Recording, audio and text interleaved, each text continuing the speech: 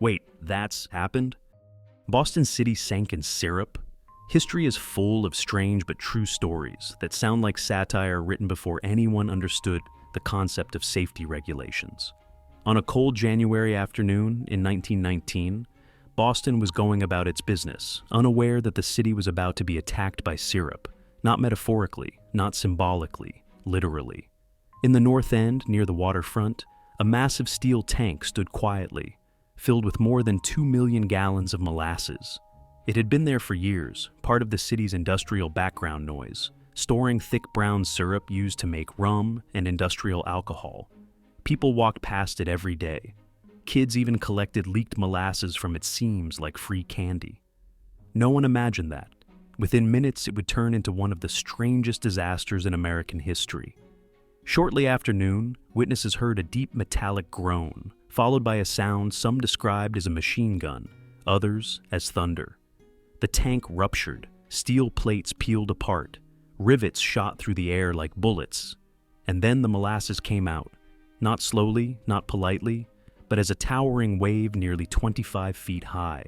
It moved faster than anyone expected, racing through the streets at an estimated 35 miles per hour, smashing buildings, knocking freight cars off their tracks, and swallowing everything in its path. People didn't have time to react. Workers were swept off their feet. Horses pulling wagons were lifted and carried away, trapped and suffocated where they stood. Entire buildings collapsed under the pressure, their wooden frames no match for millions of gallons of sticky force. One man was thrown into Boston Harbor. Another was pinned so completely that rescuers could only hear him breathing, slowly until the sound stopped. And then the molasses began to cool. January air thickened the syrup almost instantly.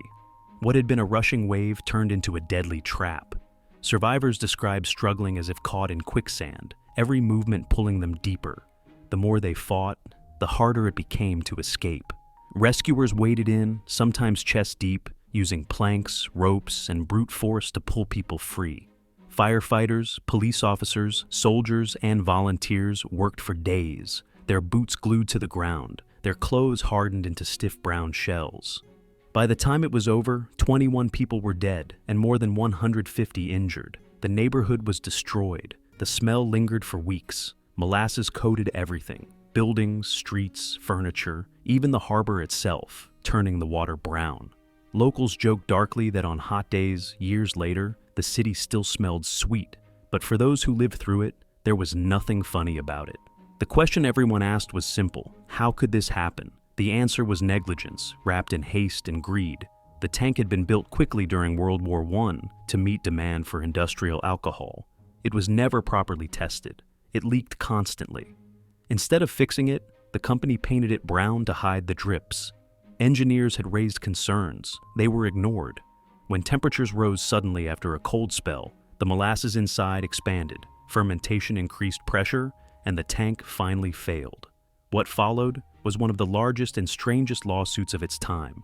The company claimed anarchists had sabotaged the tank, a convenient excuse in the post-war Red Scare. But the evidence told a different story. After years of testimony, the court ruled that the disaster was entirely preventable. The company was held responsible and forced to pay millions in damages, a landmark moment for corporate accountability.